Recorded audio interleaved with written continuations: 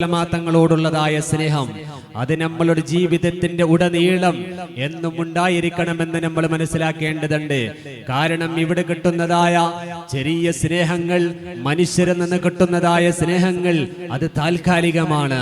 അതേപോലെ തന്നെ ഹബീബായ നബി സല്ലല്ലാഹു അലൈഹി വസല്ലമ തങ്ങളോടുള്ളതായ സ്നേഹം ഭൂമി ലോകത്തും ആഖിറത്തിലും വിജയിക്കാനുള്ളതായ ഏറ്റവും വലിയൊരു വഴിയാണെന്ന് നമ്മൾ തിരിച്ചറിയേണ്ടതുണ്ട്.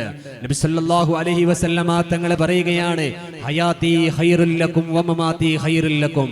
എൻ്റെ ജീവിതം നിങ്ങൾക്ക് ഖൈറാണ്, എൻ്റെ മരണവും നിങ്ങൾക്ക് ഖൈറാണ്.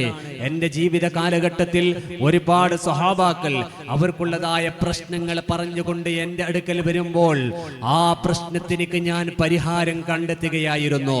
അവർക്കുള്ളതായ പ്രശ്നങ്ങൾക്ക് ഞാൻ പരിഹാരം പറഞ്ഞു കൊടുക്കുകയായിരുന്നു. അതേ സമയത്തിന് ഞാൻ മരണപ്പെട്ട് കഴിഞ്ഞാലോ നിങ്ങൾ വേദനിക്കേണ്ടതില്ല, നിങ്ങൾ കരയേണ്ടതില്ല, നിങ്ങൾ ദുഃഖിക്കേണ്ടതില്ല. മറിച്ച് എൻ്റെ ഖബറിന്റെ അടുക്കൽ വന്നുകൊണ്ട് നിങ്ങൾ പ്രാർത്ഥന നടത്തി കഴിഞ്ഞാൽ എൻ്റെ മരണത്തിനു ശേഷം നിങ്ങൾക്കുള്ളതായ പ്രശ്നങ്ങൾ, വേവലാതികൾ ബോധ്യപ്പെടുത്തി കഴിഞ്ഞാൽ അതിനിക്കും ഞാൻ പരിഹാരം നൽകുമെന്ന് ലോകത്തിന്റെ നേതാവ് മുഹമ്മദ് റസൂലുള്ളാഹി സ്വല്ലല്ലാഹു അലൈഹി വസല്ലമ തങ്ങളെ പഠിപ്പിക്കുകയാണ്.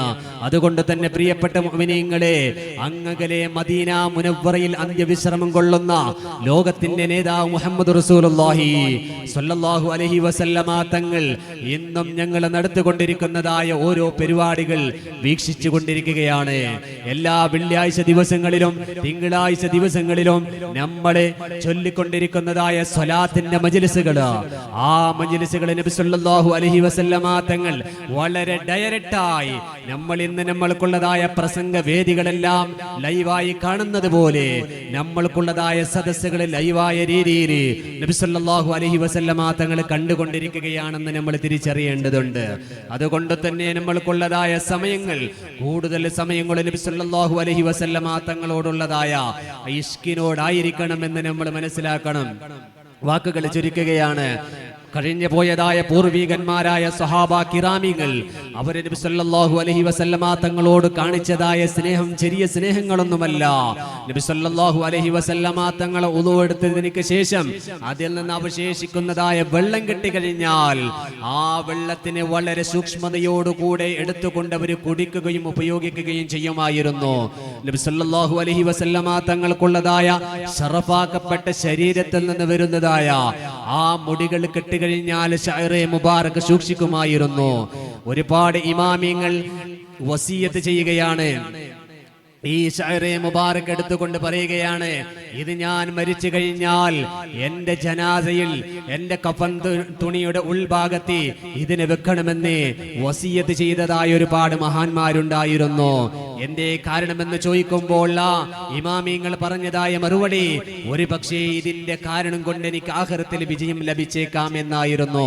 എൻ്റെ പ്രിയപ്പെട്ട മുഅ്മിനീങ്ങളെ, നബി സല്ലല്ലാഹു അലൈഹി വസല്ലമ തങ്ങളുടെ വാക്കുകളും ചലനങ്ങളും ശ്രദ്ധിച്ചുകൊണ്ടായിരുന്നു സ്വഹാബാ കിറാമികൾ ജീവിതം നയിച്ചിരുന്നത്. അതുകൊണ്ട് തന്നെ ആ ജീവിതം നമ്മൾക്ക് മാതൃകയാക്കണം. അല്ലാഹു റബ്ബ് സുബ്ഹാനഹു വ തആല തൗഫീഖ് നൽകി അനുഗ്രഹിക്കുമാറാകട്ടെ. എൻ്റെ കർത്തവ്യത്തിലേക്ക് കടക്കുകയാണ്. ഇന്നിവിടെ നടക്കുന്ന കഞ്ചോല്യം 2K24 മീലാദ് ഫെസ്റ്റ് മുനവ്വിറുൽ ഇസ്ലാം ഹയർ സെക്കൻഡറി വിദ്യാർത്ഥികൾക്കുള്ള മത്സര പരിപാടിയുടെ ആൺകുട്ടികൾക്കുള്ളതായ മത്സര പരിപാടിയുടെ തുടക്കമാണ് ഇതിപ്പോൾ. അൽഹംദുലില്ലാഹ്, ബഹുമാനപ്പെട്ട സദർ ഉസ്താദുകൾ ദുആ കൊണ്ട് ഉദ്ഘാടനം ചെയ്തിട്ടുണ്ട്. ഇതിപ്പോൾ ഔപചാരികമായ ഉദ്ഘാടന കർമ്മം ബഹുമാനപ്പെട്ട സ്ഥലം മുദരിസ് ഇർഫാൻ സഖാഫി ഉസ്താദുകൾ ഇവിടെ ഉദ്ഘാടന കർമ്മം നിർവഹിക്കുകയാണ്. ബഹുമാനപ്പെട്ട ഉസ്താദുകൾക്ക് എല്ലാവിധത്തിലും സ്വാഗതം ആശംസിക്കുകയാണ്. അതുപോലെ തന്നെ ഇവിടെ എത്തേണ്ടിയിരുന്ന നമ്മൾക്കുള്ള ജമാഅത്ത് കമ്മിറ്റി പ്രസിഡന്റ്, സെക്രട്ടറി തുടങ്ങിയ എല്ലാ മെമ്പർമാർ, അതുപോലെ തന്നെ ഇവിടെ എത്തിച്ചേർന്നിരിക്കുന്നതായ രക്ഷിതാക്കൾ, അതുപോലെ തന്നെ മദ്രസ വിദ്യാർത്ഥിനികൾ, എല്ലാ വിധത്തിലും വളരെയേറെ കഠിനാധ്വാനം കൊണ്ട് പ്രവർത്തിച്ചു കൊണ്ടിരിക്കുന്ന മദ്രസയിലെ മുഴുവൻ ഉസ്താദുമാർ എല്ലാവർക്കും ഒറ്റവാക്കിൽ സ്വാഗതം ആശംസിച്ചുകൊണ്ട് ബഹുമാനപ്പെട്ട